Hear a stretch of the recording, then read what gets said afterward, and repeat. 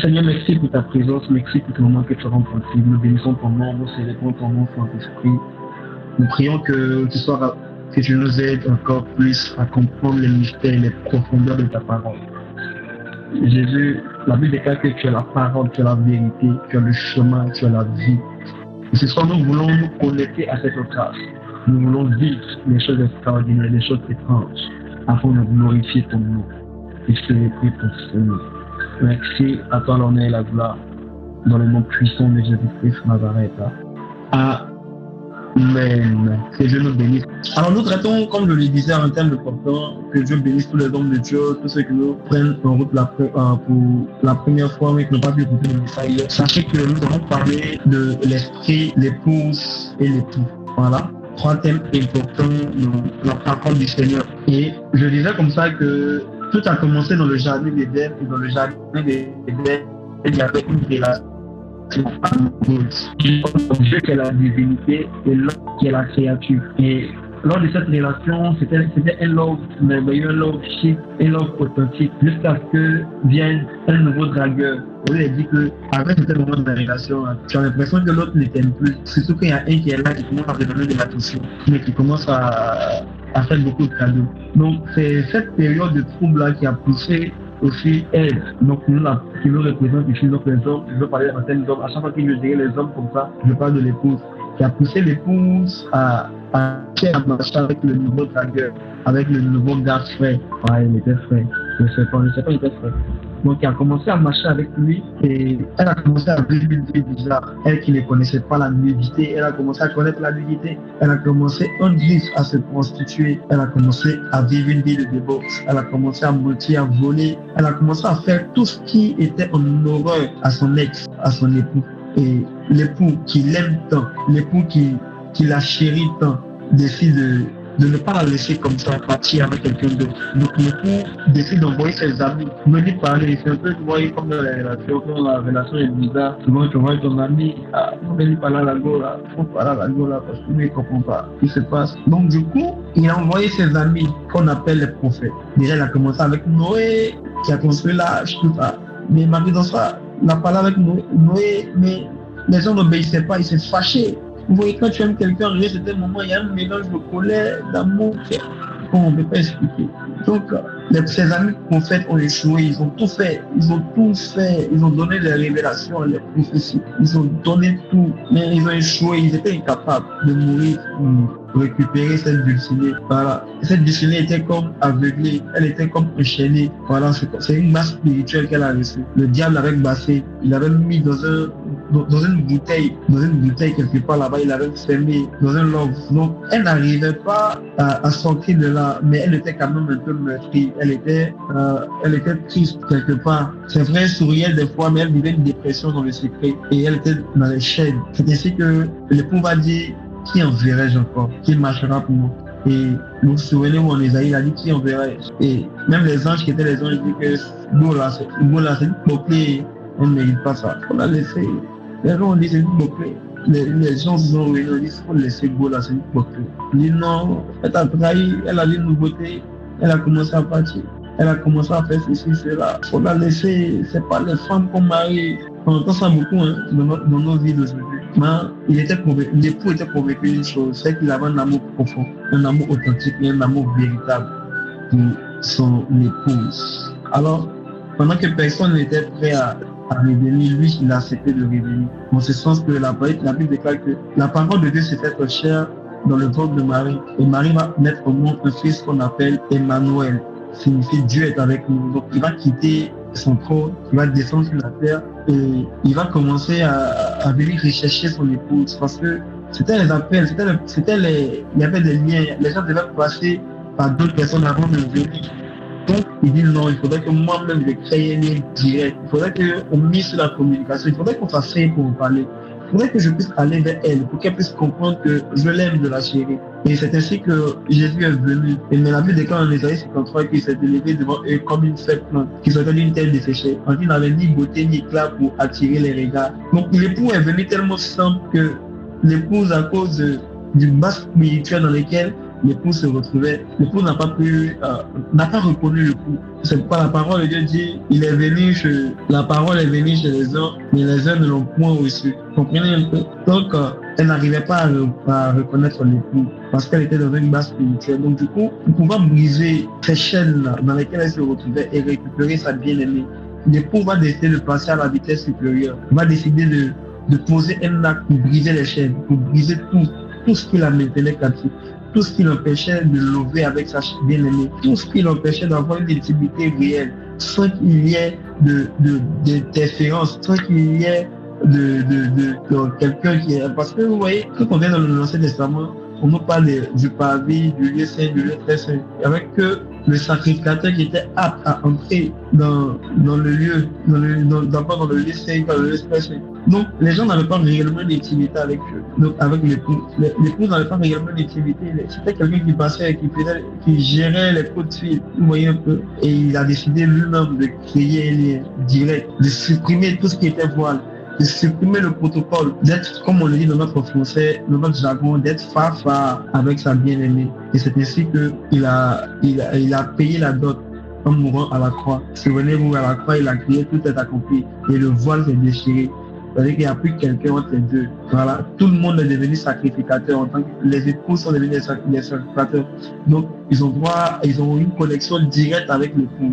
Donc, le Lord avait recommencé avec l'époux. Il avait commencé à profiter un peu de son épouse. Mais il est arrivé un moment où il devait aller préparer la maison. Il s'est rendu compte que la maison de l'épouse avait été détruite. Parce que c'était l'épouse qui était chargée de cultiver, de garder sa maison qui était le jardin. Donc, puisqu'il a retrouvé la paix avec son épouse, donc il dit, je vais préparer la maison, je vais aller. Parce que si je l'amène comme ça, c'est bizarre. L'atmosphère, les choses bizarres, il faudrait que je puisse reprendre. Donc, c'est en reprenant, en voulant partir, nettoyer, arranger, bien mettre les décorations, préparer le retour de son époux. C'est là il a dit, il ne peut pas partir pour la laisser seule. Parce que quand j'ai détourné mon attention seulement d'elle, dans le jardin d'Éden, il y a un invité qui est venu.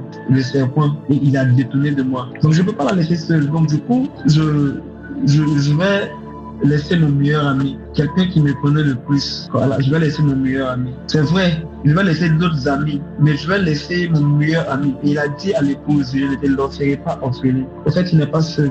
Je ne vais pas t'abandonner. C'est vrai, je m'en vais, mais je ne te laisserai pas orphelin. Je vais t'envoyer quelqu'un qui me connaît mieux, quelqu'un qui sait m'identifier, quelqu'un même dans le noir saurait me reconnaître, quelqu'un qui saurait te préparer. Il connaît mon goût, il sait ce que moi j'aime, il sait les habits que tu dois porter, il sait comment est-ce que tu dois te comporter dans les caractères, il me connaît parce que c'est une partie de moi en fait. Donc du coup, je vais le laisser là, il va prendre le soin de t'embellir, il va prendre le soin de te maquiller, il va prendre le soin de te tresser, il va prendre le soin de te vêtir, il va prendre le soin de t'amener à ce que tu atteignes une autre dimension.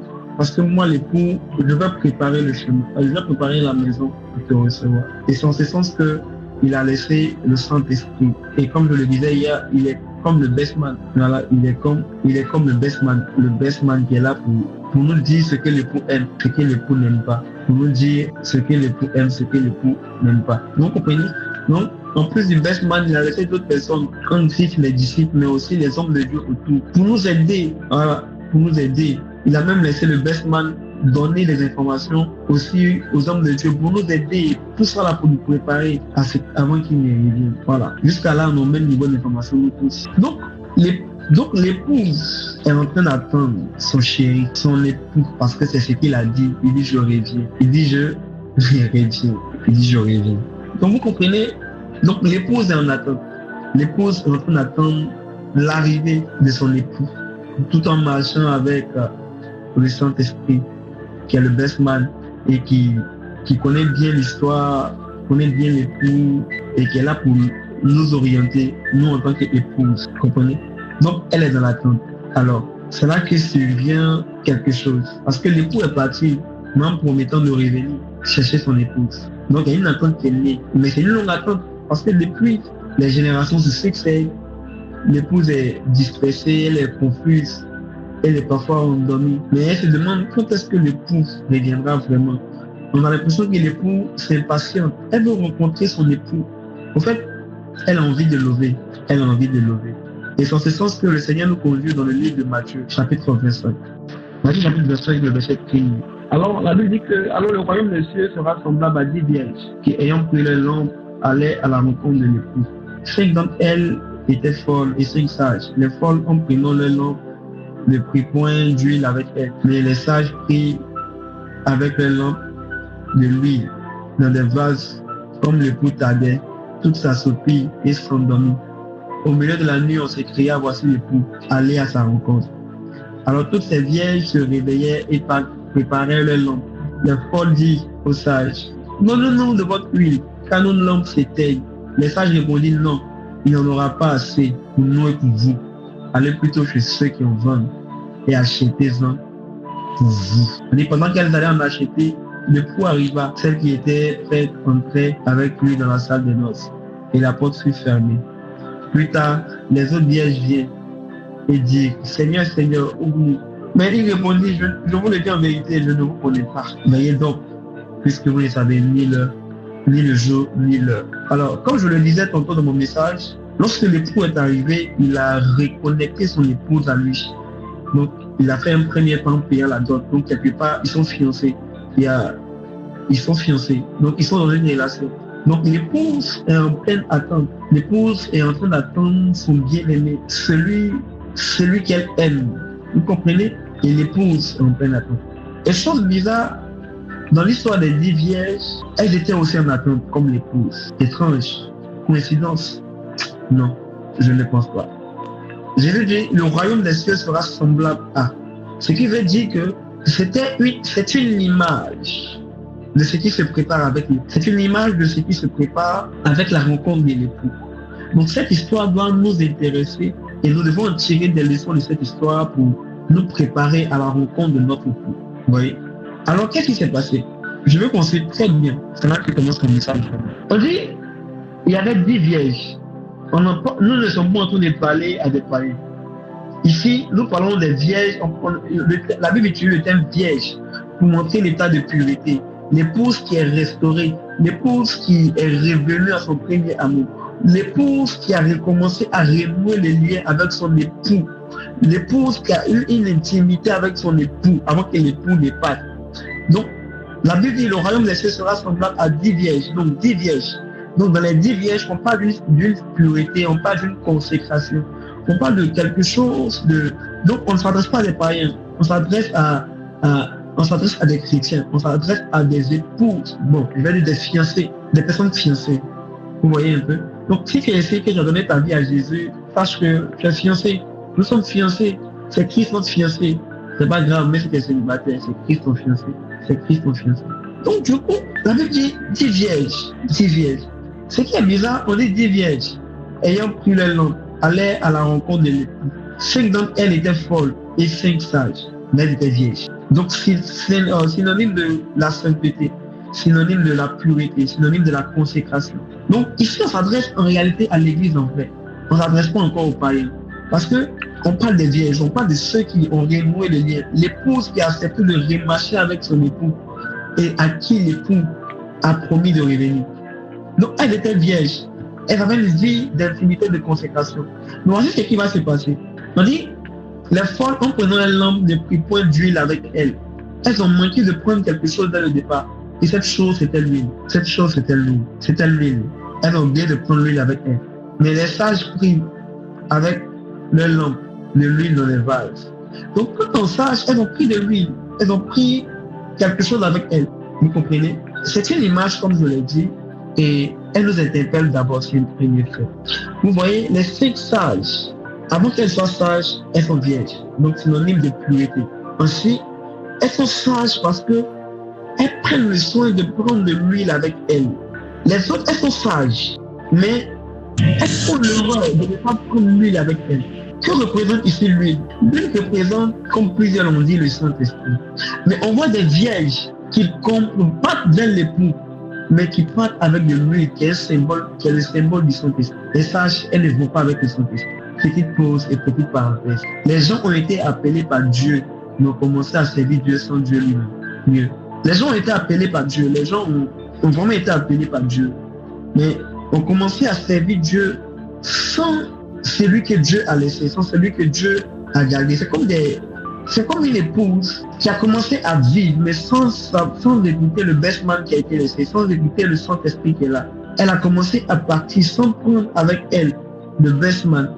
Et ces sages avaient compris que si nous attendons l'époux, il faudrait qu'on amène avec nous le best man pour que dans chaque chose, dans tout ce qu'on fera, il soit comme une lumière. Il soit en même capable de nous éclairer, de nous montrer le chemin. Parce que lui permettait d'alimenter les lampes et de projeter de la lumière. Donc, beaucoup ont été appelés par Dieu, mais ont fait l'erreur d'aller sans Dieu. Beaucoup ont fait l'erreur de commencer des relations sans le Saint-Esprit. D'aller de faire un travail sans le Saint-Esprit, d'aller dans des villes sans le Saint-Esprit, de vouloir partir même dans des pays sans consulter le Saint-Esprit, sans aller avec le Saint-Esprit. Écoutez-moi bien, à chaque fois que vous irez quelque part ou dans une dimension, dans quelque chose, sans amener celui-là même qui connaît mieux l'époux, vous êtes responsable de ce qui va vous arriver. Vous êtes responsable de ce qui va vous arriver.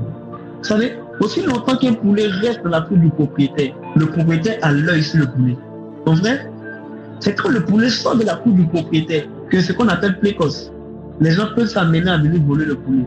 Qu'est-ce que je dis? Plusieurs épouses sont sorties du champ de vision du best man qui est le Saint-Esprit. Et qu'est-ce qui s'est passé? Voyons dans la suite.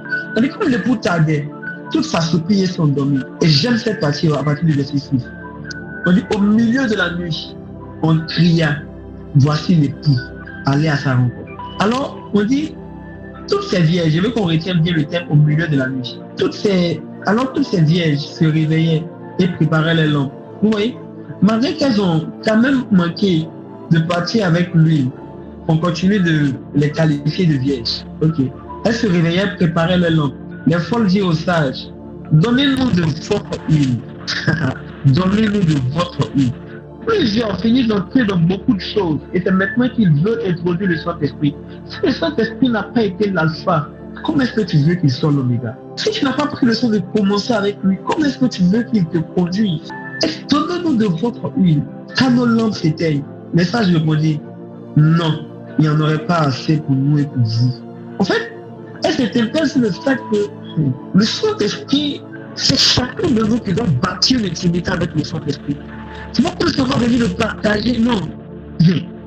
C'est chacun de nous qui doit bâtir. Il n'y en a pas assez. Il n'y en a pas assez pour vous et pour nous. Mais ce n'est pas là qui m'intéresse. Elles vont dire par la suite, allez plutôt chez ceux qui en vendent et achetez-en pour vous.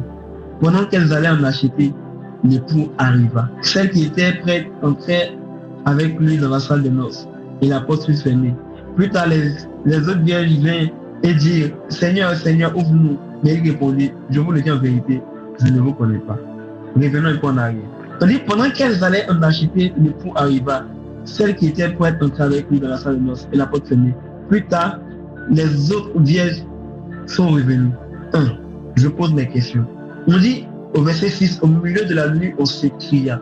Ce qui veut dire qu'on était au milieu de la nuit. Mais quand elles n'ont plus d'huile, les 5 sages disent, allez-y chercher.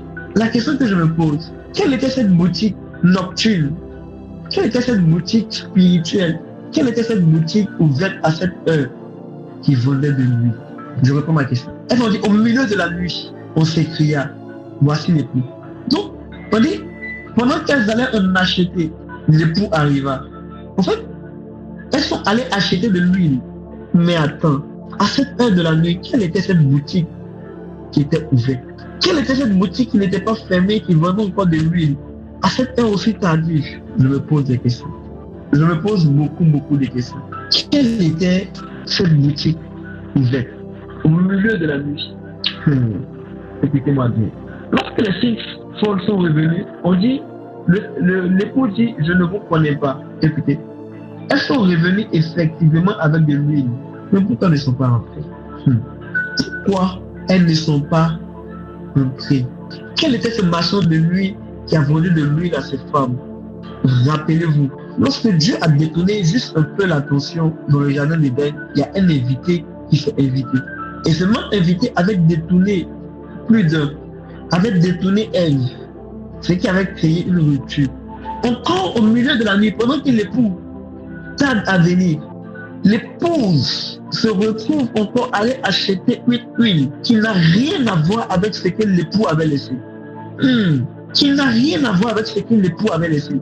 Parce que l'époux, avant de partir, avait laissé quelque chose de fort, avait laissé quelqu'un qui le connaissait, quelqu'un qui avait la capacité de sonder les profondeurs de sa personne, quelqu'un qui serait prêt à conduire, quelqu'un qui serait prêt à façonner l'épouse. Mais quel était ce marchand de l'huile qui vendait de l'huile?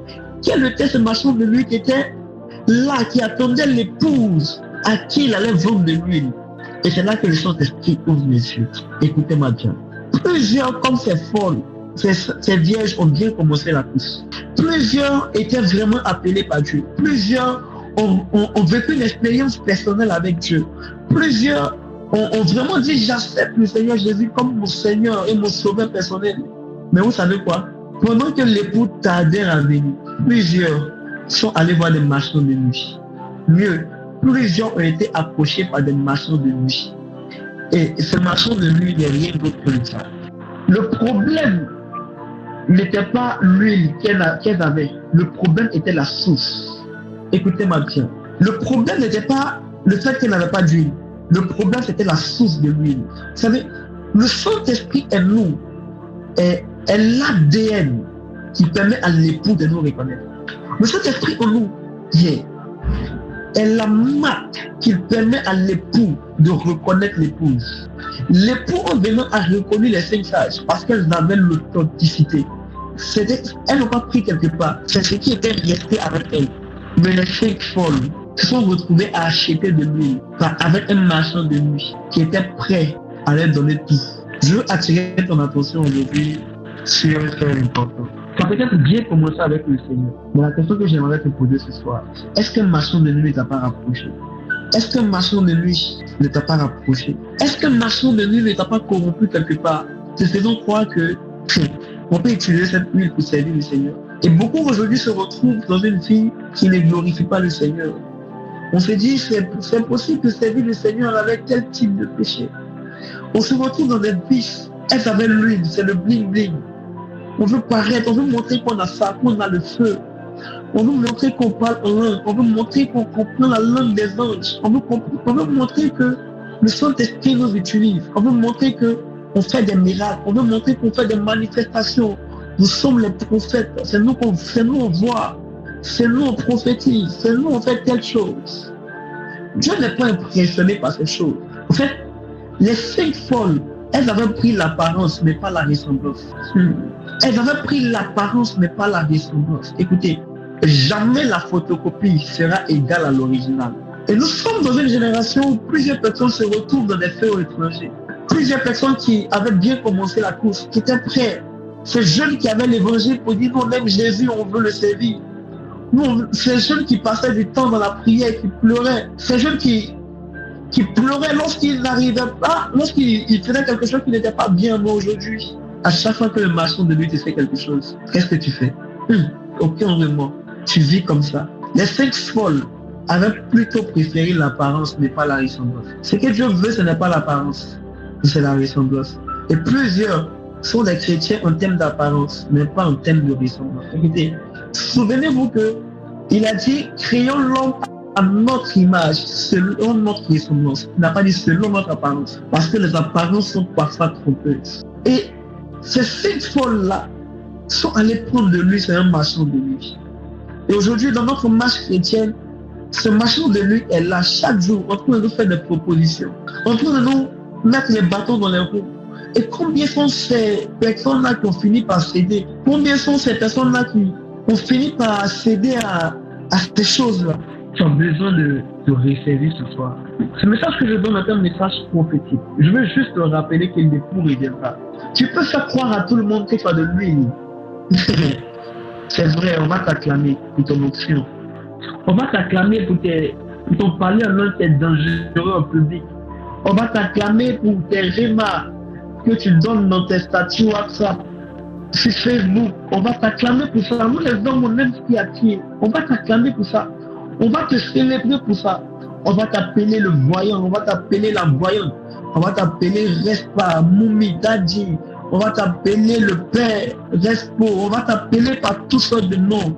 Mais tu as opté pour l'apparence et non la ressemblance. Vous savez, on va t'appeler, on va t'acclamer pour toutes ces choses. Mais la personne qui valide, la personne qui valide, c'est le ciel. La personne qui valide, c'est l'éternel. La personne qui valide, c'est le Saint-Esprit. Quelle est ta vie aujourd'hui? N'es-tu pas en train de vivre pour plaire à des personnes? Est-ce qu'on l'a acheté de l'huile? Elle pensait que le seul fait d'avoir de l'huile leur permettait d'entrer. Non, écoutez, Jésus dit, plusieurs diront, n'avons-nous pas prophétisé en ton nom? Oh, n'avons-nous pas prêché en ton nom? N'avons-nous pas fait des miracles en ton nom? N'avons-nous pas organisé des veillées, des séminaires en ton nom? N'avons-nous pas assisté au séminaire LDS en ton nom? Et là, il dit, je vous dirai, je ne vous connais pas. La même parole que l'époux a répétée, c'est la même parole qu'il a dit, que je vous dirai, je ne vous connais pas. Ce qui veut dire que ces personnes ont fait ces choses au nom de Jésus, mais la source n'était pas authentique, la source n'était pas vraie, la source n'était pas réelle. Nous sommes dans une génération où nous voulons prouver. Nous voulons juste prouver. On veut montrer qu'on se fait. On veut montrer que nous aussi Dieu nous utilise. On veut montrer que nous aussi on a une intimité. On veut montrer tellement de choses, les gars. Mais à force de vouloir montrer, plusieurs ont commencé à bâtir l'intimité sur le faux, sur la ressemblance et l'apparence. Sur l'apparence. Aucune vie d'intimité. Aucune vie d'intimité. Ce soir, j'aimerais t'intervenir dans toute la douceur possible. Je ne suis pas là pour te juger. Je suis là pour sonner cette alarme pour toi. Je suis là pour te rappeler, comme le cri qui a dit voici l'époux. L'époux reviendra, c'est une vérité. La Bible dit, Jésus dit, je reviens bientôt pour rendre à chacun selon ses œuvres. Il dit, je reviens bientôt. Mais est-ce que tu as encore l'huile? Est-ce que tu as encore ce feu? Je ne parle pas du feu étranger que tu as pris ailleurs. Je parle du véritable feu. Celui-là qu'on cherche dans le lieu secret. Celui-là qu'on cherche quand personne ne nous voit, quand personne ne nous acclame. Celui-là qu'on cherche quand personne ne nous regarde, qu'il n'y a pas de projecteur sur nous. Ce feu étranger, cette vie de sainteté, cette vie de sanctification, de consécration, cette vie d'intimité, cette vie réelle qu'on a avec Jésus, lorsque nous sommes dans le lieu secret, lorsque nous sommes entre les quatre murs, oui, est-ce que tu n'as pas opté pour l'apparence plutôt qu'à la ressemblance? On est vêtu aujourd'hui de grosses robes, c'est bien. C'est les pagnes, c'est la famille des amours, c'est bien. Mais le fond et l'intérieur, écoutez-moi bien. Il y a juste trois types de personnes qu'on ne peut tromper. La première personne, c'est Dieu. La deuxième personne, c'est le diable. Et la troisième personne, c'est nous-mêmes. En fait, tu sais que tu ne peux pas te tromper à toi quand tu sais que ce que tu as n'est pas vrai. Ou ce que tu fais n'est pas vrai. Ce que tu fais n'est pas authentique. En fait, quand tu te mens, quand tu mens, tu sais que tu mens. C'est pas caché. C'est vraiment pas caché. Tu ne peux pas tromper Dieu. Dieu sait, Dieu connaît. Et tu ne peux pas tromper le diable. Souvenez-vous des filles de Séba. Ils ont voulu faire des délivrances au nom de Dieu de Paul. Les démons ont dit, nous on connaît Paul. Et vous êtes qui? Je veux te rappeler ce soir, l'esprit, l'épouse et l'époux n'est pas qu'une chantelle. C'est une alarme. C'est une alerte. C'est plutôt un rappel. L'époux reviendra. Mais est-ce que, folle, tu n'as pas changé l'huile, tu n'as pas perdu l'huile, tu n'as pas perdu ce feu intérieur, tu n'as pas perdu cette vie de santé? Est-ce que tu n'as pas quelque chose que tu peux te parler, quelque chose de plus profond de toi-même? Écoutez, vous savez, moi j'ai l'habitude de ceux qui sont autour de moi. Moi je dis ça toujours, on n'a rien à prouver à quelqu'un. On n'a rien à prouver à quelqu'un. C'est pourquoi quand tu sens que l'huile est en train de terminer, quand tu sens que tu commences à dormir, quand tu sens que le péché se couche à ta porte, répare dans l'intimité. Va pas te baisser mal. Répare te créer quelque chose qui va maintenir ton feu. Répare. Les gars, ça sert à quoi de gagner ce monde si on perd notre âme? Ça sert à quoi d'être acclamé par les hommes si l'époux nous dit demain qu'il ne nous connaît pas? Je m'adresse ici à des chrétiens qui négligent leur vie de prière, leur vie chrétienne, à un certain niveau. On dit non, ça va même le pasteur faire. Écoutez, elles vont dire il n'y en a pas assez pour vous et pour nous. Ce qui veut dire que c'est individuel. Chacun va répondre. Chacun. Il y a toujours des éléments que Je ne suis pas Jésus. Je ne suis pas celui qui est mort à la croix. C'est Jésus qui est mort à la croix. Et c'est avec cette personne-là que vous devez bâtir une intimité qui est réelle. C'est facile de les briser dans leur statut. Mais être poli à un certain niveau. C'est possible aujourd'hui de briller selon les hommes. Mais d'être quelqu'un qui ne dit rien à Dieu. Les gens diront, on a prophétisé en ton nom, on a fait telle chose en ton nom. Il dit, je vous dirai, je ne vous connais pas. Les folles pensaient que c'était de l'huile qui les permettait d'entrer. Non, ce n'était pas de l'huile, c'est la source de l'huile. Et aujourd'hui, le marchand de l'huile se promène dans nos églises, dans nos villes, dans nos quartiers, toujours avec de nouvelles stratégies, en train de recruter, en train de faire des choses. Et combien sont ces personnes qui sont tombées dans ce flot, qui sont tombées dans cette paresse spirituelle? Aujourd'hui, on n'a plus de retraite. C'est le code qu'on cherche. C'est les raccourcis. Comme les fake folles qui sont allés chercher les raccourcis. On ne veut plus bâtir, on ne veut plus payer le prix. Christ a dit, celui qui veut me suivre doit porter sa croix. Écoutez-moi bien. Il dit, celui qui veut me suivre doit porter sa croix. Aussi longtemps, même si tu as le daddy, le plus daddy du monde, tu vas porter ta croix. Jésus n'a pas dit, je vais vous aider à porter votre croix. Jésus n'a pas dit, aidez-vous à porter les croix. Il dit, celui qui veut me suivre doit porter sa croix. Tu dois porter ta croix. Ta croix, c'est les douleurs de la prière, c'est les douleurs du secret.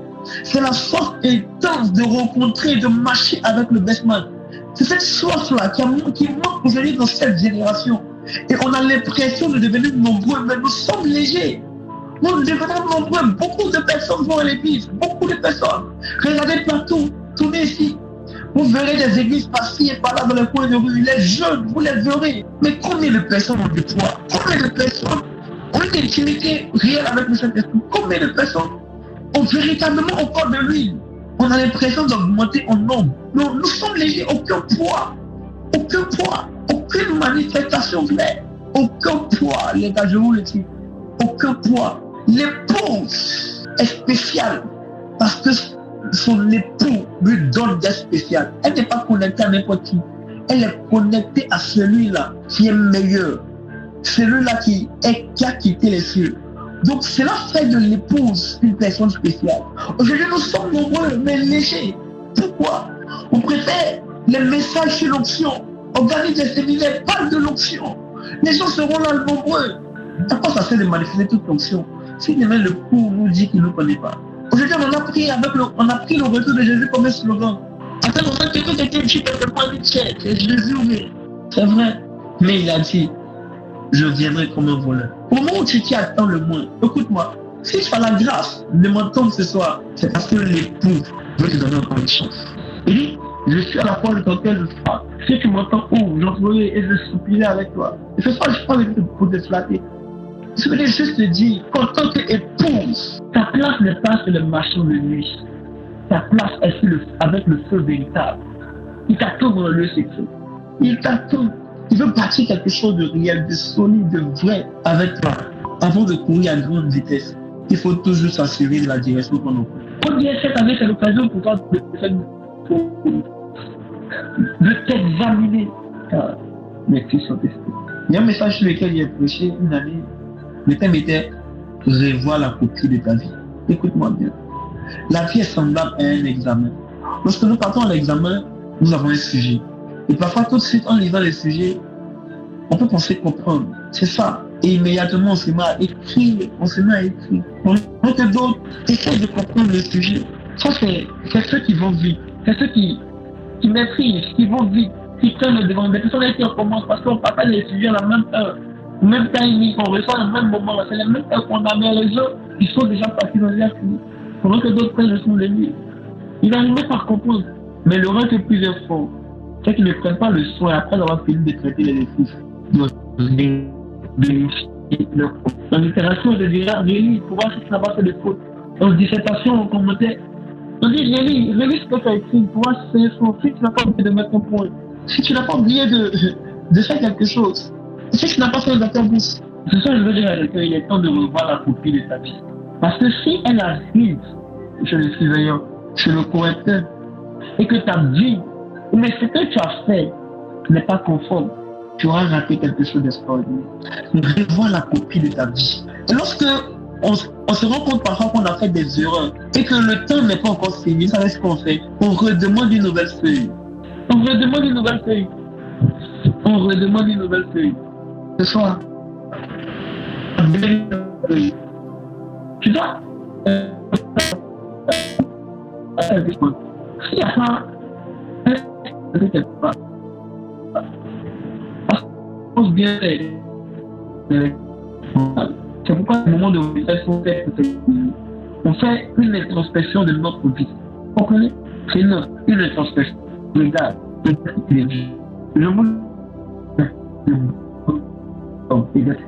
est-ce qu'on peut se connaître dans la vie?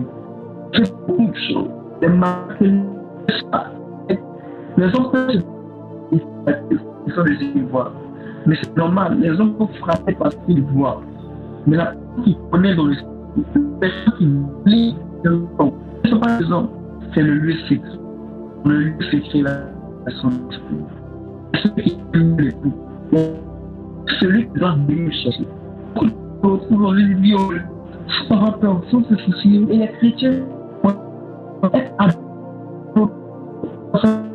des millions. Des millions qu'on ne peut plus s'en séparer. On a conscience de ce qu'on fait. Tout ce Dieu va nous pardonner. Écoute, c'est vrai. Et si tu te rends compte de ton erreur, tu peux changer une feuille. Et ça, c'est l'examen défini. Et la complexité de l'examen, il y a tout ce qui fait. Nous sommes et quand on était complot. Les jours sont il y a plus de temps. Et puis après, on n'écrit pas ce livre au boulot. Quand il y a des gens là-dedans, on écrit au boulot. On écrit des mots parce que. Et puis,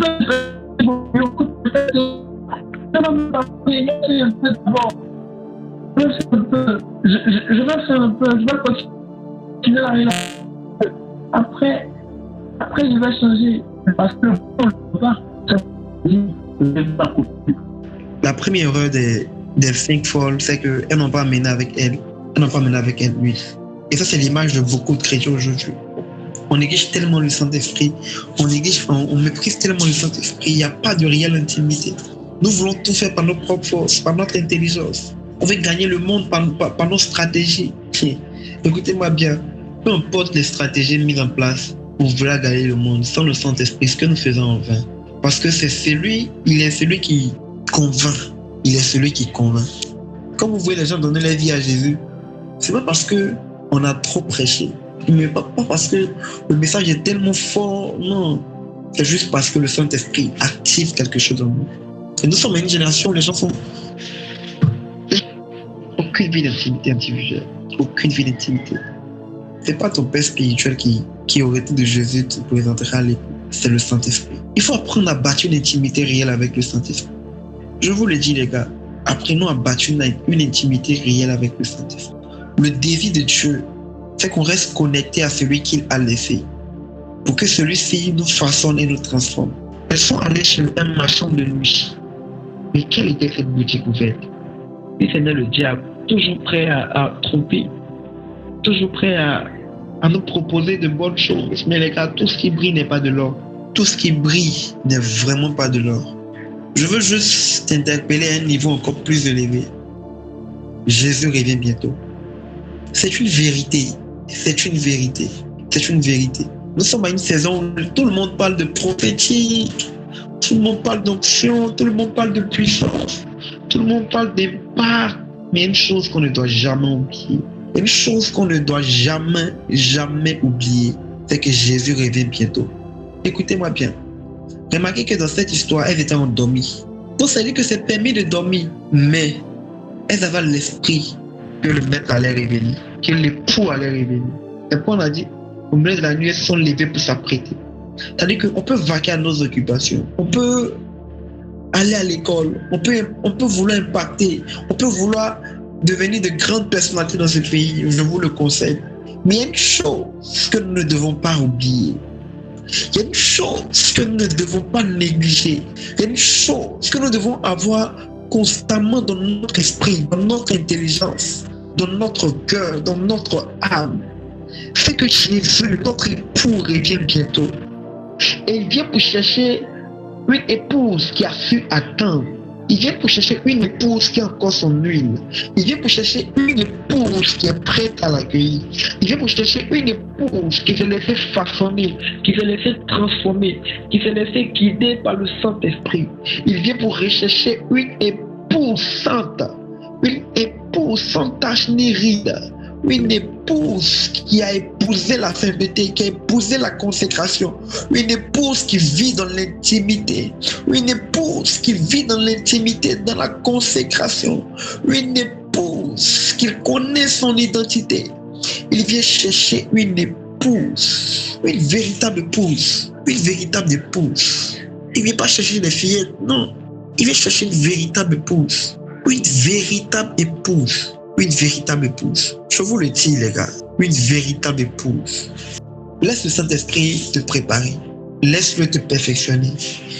Comme l'agile devant le potier. Seigneur, donne-nous la forme qui te plaît. Nous devons être de l'agile entre les mains de Jésus. Pour qu'il puisse nous façonner. Vous savez pourquoi est-ce qu'on amène la plupart du temps les gens vers le baptême? Il a compris que nous avons été créés à partir de la poussière. Quand on mélange le sable et l'eau, ça devient comme de l'argile, ça devient comme une pâte qu'on peut modeler et façonner facilement. En fait, quand on passe par les eaux du baptême, on se dit à Dieu, Seigneur, comme l'argile devant le potier, donne-moi la forme qui te plaît. La forme, ta véritable destinée se trouve en Jésus, se trouve dans le Saint-Esprit. Laisse-le te conduire, laisse-le te redouter. Tout ce que tu voudras faire par tes propres forces vont échouer. On a la meilleure boussole, on a le meilleur GPS, on a le meilleur GPS, on a la meilleure boussole, on a le meilleur guide. On a celui qu'il faut. Écoutez-moi bien, les hommes seront parfois indisponibles lorsqu'on va les appeler. Nous-mêmes qui sommes ici même, souvent il y a des problèmes, les gens nous appellent, on est injoignable, on est occupé dans nos occupations. Mais je connais une personne, 24 heures sur 24, 7 jours sur 7, n'importe quelle minute, n'importe quelle seconde. Il est toujours là, il est fidèle, il est prêt à décrocher un appel, il est prêt à répondre. Même si on l'appelle à l'ouest, on l'appelle au nord, on l'appelle au sud, au centre, peu importe la provenance de l'appel, il est là, il appelle. Et le plus souvent, c'est quelqu'un qui nous attend dans le lieu secret, mais ne nous voit pas. Parce que les chrétiens ont préféré miser sur l'apparence que de miser sur la ressemblance. On préférait miser sur le bling-bling que de miser sur une intimité qui est réelle. Tu es ici, tu m'écoutes, tu sais que ta vie n'est pas conforme à ce que Dieu dit. C'est le temps, cette parole, tu ne l'entends pas au hasard. Dieu t'interpelle, Dieu t'interpelle. C'est pas ça, c'est pas là que tu dois être. C'est pas là ta vie, c'est parce qu'il est prévu pour toi de pousse. Non, c'est pas ça, c'est pas ça. Il y a quelque chose de plus merveilleux que ça. Il y a quelque chose de plus glorieux que ça. Je te le dis en vérité. Je te le dis en vérité. Il y a quelque chose de plus merveilleux, quelque chose de plus glorieux. Je sais de quoi je te parle. C'est pas cette vie qu'il a prévue pour toi. Le diable est un menteur. Il veut te faire croire que tu ne peux pas y arriver sans passer par de compromis. Tu ne peux pas y arriver sans que... Le diable va te faire croire que même ceux-là, ils font aussi. Eux, ils font, mais ils ne sont pas la norme. Le pasteur peut faire, mais il n'est pas la norme spirituelle. Ce n'est pas lui qui valide, c'est le ciel. C'est le ciel, c'est Jésus. Le ciel, c'est le Saint-Esprit. Ressaisis-toi de là où est-ce que tu es. Reviens à ton premier amour. Revois la copie de ta vie. Si aujourd'hui tu te rends compte qu'il y a des erreurs, si tu te rends compte que tu as fait des ratures, je t'en supplie, le temps n'est pas encore terminé, change de feuille. Demande encore une feuille. Et l'humilité, écoute-moi. C'est l'orgueil ou la culpabilité de dire est-ce qu'il va me donner une nouvelle feuille? Est-ce que le surveillant va me donner une nouvelle feuille? Il a demandé, il demande encore est-ce qu'il va me donner? Tu es dans ton plein droit de demander tant que l'heure n'est pas encore finie. C'est pour toi que les feuilles sont là. Il est prêt encore à il est prêt à te donner une nouvelle feuille. Il est prêt, le surveillant est prêt. Le surveillant qui est le Saint-Esprit, il est prêt. En fait, il est prêt à te donner une nouvelle feuille. En fait, tu ne te rends pas compte que peu importe ce que tu as fait, peu importe ce que tu as fait, peu importe l'état de ta vie, peu importe ce dans quoi tu étais, peu importe ce dans quoi tu es, il peut encore et encore te donner des feuilles. Il a encore des feuilles blanches, des feuilles vierges, des feuilles blanches et vierges à te donner pour te donner. Il a encore un habit blanc pour toi. Et il a encore des feuilles vieilles à te donner. Lorsque tu vois des feuilles, lorsque tu vois des ratures, parce que parfois quand on fait des erreurs, on fait des ratures. En bas, notre feuille devient très sale. Et si tu n'as pas l'humilité de demander la feuille au surveillant qui est le Saint-Esprit, tu n'auras pas la feuille.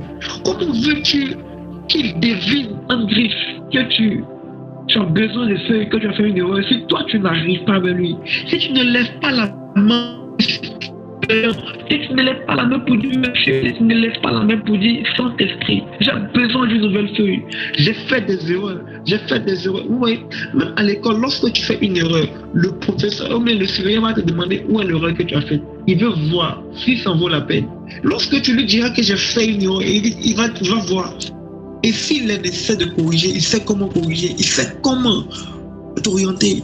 Il y a des feuilles pour toi. Nous sommes à un examen, les gars. Nous sommes à un examen. À un examen, chacun est seul face à son destin. Et chacun est seul devant sa vie. C'est pourquoi le salut, il est personnel, il est individuel d'abord. C'est ça. Un examen, c'est un examen de groupe. C'est un examen seul. On est seul devant ta vie. Tu es seul devant ta vie. C'est que tu écris sur ta feuille là, toi seul. Tu peux écrire n'importe quoi et sourire. Fais croire à ton voisin à côté que ça va, que tu connais. Tu peux même essayer de montrer à ceux qui sont autour là-bas. C'est ça. Pendant que toi-même tu as besoin d'aide. C'est-à-dire que tu es le responsable qui aide les gens. Pourtant que toi aussi tu as besoin d'aide. Donc tu peux sourire comme si tout va bien sur ta feuille. Moi je dis waouh, pour toi est bien. Mais il n'y a que toi qui sais ce qui est écrit sur ta feuille. Et il n'y a que le surveillant qui peut aussi passer pour voir ce que tu as écrit. Mais tu sais quoi? Malgré les erreurs, il ne peut rien dire. Malgré les erreurs que tu vas faire, le surveillant ne peut rien dire. Parce que Jésus dans la barque est resté silencieux. Parce qu'il avait fini d'enseigner à ses disciples qu'on devait passer à l'autre bord. Donc à l'arrivée, il est resté silencieux. Mais ceux qui ont eu l'humilité de le lever dans la barque ont vu leur vie changer. La Bible dit que pendant qu'il était en train de partir, Jésus dormait dans la barque. Il allait à l'ombre de l'autre bois, il dormait. Pierre, qui avait un doctorat dans la pêche, il avait l'habitude de mettre les eaux. Il était grand, il avait devenu pêcheur d'eau. Donc, il avait l'habitude de rencontrer les tempêtes.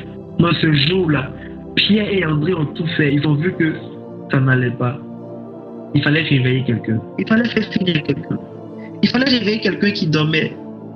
Il fallait faire signe à quelqu'un de plus expérimenté. Écoute-moi bien, tu as besoin de compréhension. Fais signe au surveillant. Fais signe à quelqu'un de plus expérimenté que toi. Pierre est allé dire, maître, ne vois-tu pas que nous périssons? On a besoin d'aide. Parfois, je sais que dans la barque, l'eau touchait Jésus, mais Jésus ne se réveillait pas. Comme aussi le Saint-Esprit te regarde. Il sait ce que tu vis, tes pleurs, la dépression, ce péché qui te hante. Ces actions que tu as commises, que ce soit l'avortement, que ce soit le mensonge, que ce soit peu importe ce que tu as fait, il sait, mais il attend que tu lui dises que tu as besoin d'une nouvelle feuille, que tu as besoin de lui. Il attend. Écoute-moi, tu ne pourras plus l'appeler si le temps de l'examen passe. Ce sera terminé. C'est fini. C'est fini. C'est fini. Je me rappelle une fois à l'école, je crois que c'était en SVT ou en histoire, on devait faire une courbe sur un papier millimétré. Et quand on a fini, j'avais oublié de prendre le papier millimétré. Je suis sorti même. Et je crois 5 minutes après, je me suis rappelé. Je suis allé là-bas. On m'a dit, on te connaît. On sait que tu es une personne de bonne moralité. Mais on ne peut pas prendre ta feuille. C'est la parole qu'on m'a dit. Je suis allé au bout des amis. On m'a dit, on te connaît. On sait que tout le monde a dit, on te connaît. On sait que tu es une personne de bonne moralité. Mais on ne peut pas prendre ton papier millimètre parce que tu es déjà sorti de la salle. Les gars, c'est une grâce pour nous d'être encore dans la salle d'examen en train de composer. Il y a des gens qui sont sortis de la salle d'examen de force. Vous savez pourquoi? Parce que ces personnes ont perdu la vie. Nous, on continue de composer. Et à chaque fois, le compo ne finit pas. On nous envoie que des feuilles. Les feuilles, ce sont les épreuves de la vie. Les feuilles, ce sont les épreuves qu'on rencontre chaque jour. Mais il y a un temps qui est déterminé. Et ce temps-là, s'il passe, ce sera trop tard. C'est pendant que nous sommes dans la salle d'examen qu'on peut encore faire quelque chose. Je dis, on peut encore faire quelque chose. Pendant que nous sommes dans la salle d'examen, on peut encore faire quelque chose. C'est une grâce pour nous d'être encore en salle d'examen, les gars. Je vous le dis en vérité. Peu importe les ratures et les erreurs qu'on a faites sur notre copie, c'est encore une grâce pour nous. Je suis sûr qu'il y a des gens qui nous regardent juste dehors de la salle, qui veulent tellement être à notre place. Vous n'imaginez pas, qui veulent tellement être à notre place, mais c'est fini pour eux. C'est fini pour eux. Mais nous avons encore la grâce de continuer la composition. Les gars, prends le temps de regarder ta copie. Et je vous assure, il y a d'autres même qui écrivent le nom de d'autres personnes sur leur copie. Ça, c'est ceux qui vivent la vie des autres personnes. Cherche à vivre ta propre vie. Écris ton nom. C'est ton histoire, c'est ton parcours. Écoute-moi, c'est ton histoire, c'est ton parcours. Peu importe ce que tu as vécu, peu importe ce que tu as fait. C'est ton histoire, c'est ton parcours. N'ayez pas honte de votre histoire. Ce sont les preuves marquantes que Jésus est passé par là. Vous savez, le passage d'un plus fort efface le passage du fort. Si un éléphant passe là où un chien est passé, on ne verra plus les traces du chien. Parce que c'est le passage d'un plus fort qui efface le passage du fort. Et tout ce que vous avez vécu, c'est la preuve qu'il y a un plus fort qui est passé par là et qui vous a transformé. C'est votre histoire, c'est votre parcours. C'est votre histoire. Lorsque Dieu veut que ton message et toi-même fassiez un, il va te faire passer par des situations que toi-même tu ne peux pas expliquer aux gens. Si Dieu te donne un message de foi, tu vas vivre des situations où tu vas tellement manifester la foi que lorsque tu vas parler de la foi des personnes, c'est pas pour raconter l'histoire des bâtiments, c'est pas pour raconter l'histoire de la femme à la perte de sang, c'est pour parler de ton histoire, des choses qu'on a vécues. On est fatigué de raconter l'histoire des gens de la Bible. Ils sont fatigués. Nous-mêmes, nous sommes une Bible ouverte. Je veux raconter l'histoire des jeunes de ma génération. Comment ils sont partis de rien et ils ont fondé des choses extraordinaires. Comment cette fille, quand les gens méprisaient, les gens appelaient prostituée, les gens appelaient tout ça de nom, elle est partie de rien, elle a bâti un empire, elle marche avec Dieu, elle fait des dons caritatifs. Nous voulons raconter l'histoire des jeunes de cette génération. C'est ton histoire, c'est ton parcours. Rahab, la prostituée, ce nom prostituée est resté sur elle. Mais c'est parce que Rahab avait une histoire. Elle a fini par marcher avec le Dieu d'Israël. C'est ça son histoire. C'est son histoire, c'est son parcours. Tu as aussi ton histoire. Tu as vécu des choses. C'est vrai que tu n'es peut-être pas fier de ce que tu as fait. Mais il y a une chose qui est sûre, c'est que c'est ton histoire. Et ta vie ne s'arrête pas là. C'est pour que nous de renouer le lien avec Jésus. C'est une occasion pour nous, les gars. C'est un appel. Et ce message, je ne vous le prêche pas seulement. Le message, je me tire à moi-même parce que je suis le premier concerné parce que je suis en Trinité. Je ne veux pas être un panneau qui indique le paradis sans y être moi-même. Parce que les panneaux qui indiquent les lieux ne sont jamais dans les lieux. Revois la copie de ta vie. Vérifie. Il y a peut-être des points qui manquent, il y a peut-être des pointillés, il y a peut-être une virgule qui a sauté, il y a peut-être un accent qui a sauté, il y a peut-être des erreurs. Ça ne t'est jamais arrivé de relire quelque chose que tu as écrit et de constater qu'il y a des erreurs. Si c'est possible, imagine ta propre vie. Fille, je ne dis pas que c'est fini, mais c'est ça le plus grand problème de cette génération.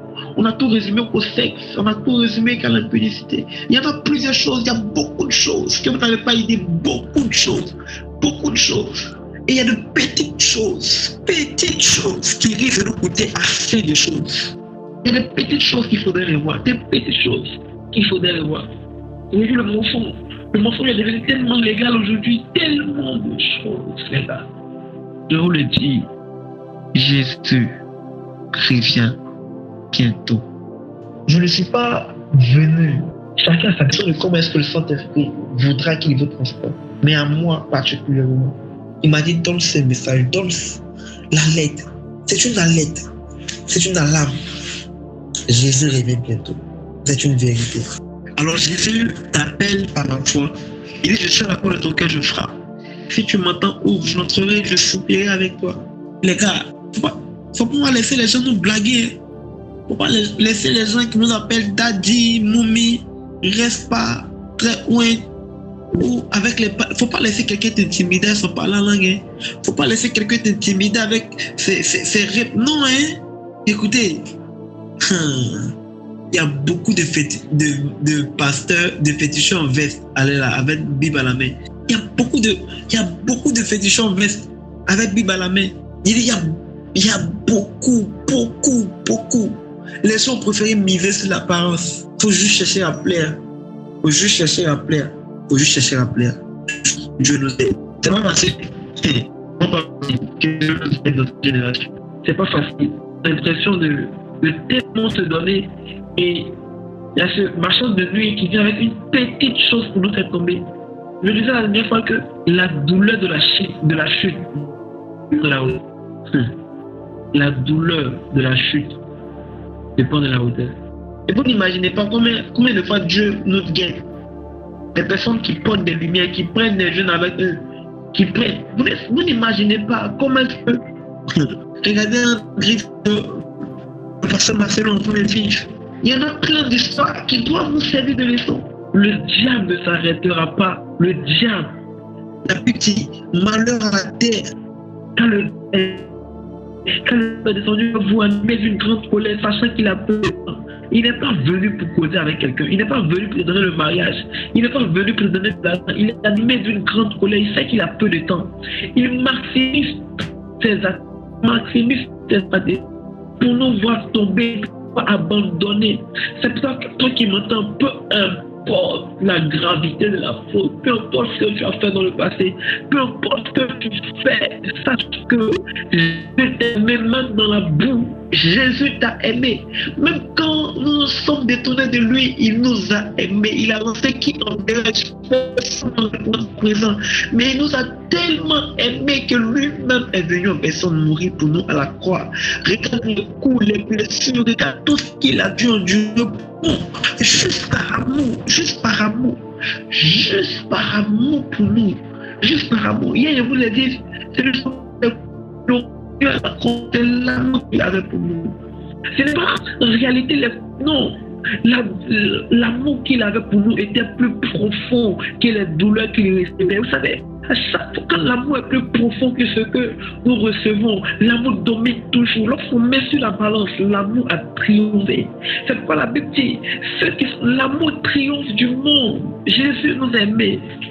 Sache que pendant que on avait fait pire, Jésus nous a aimés. Jésus t'aime. Même si tu as fait quoi que ce soit aujourd'hui, même si tu as calomnié, sache que Jésus t'aime.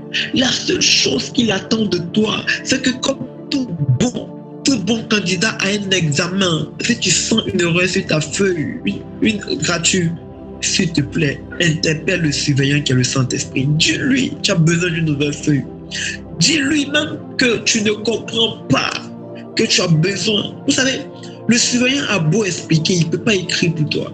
Le surveillant dans un examen, il a beau expliquer, il ne peut pas écrire pour toi. Il ne peut pas écrire sur ta feuille pour toi.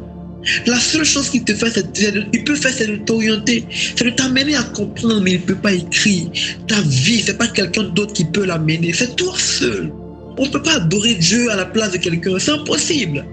C'est individuel, c'est nous seuls qui devons l'amener. Ta dîme ne peut pas vivre ta vie chrétienne pour toi.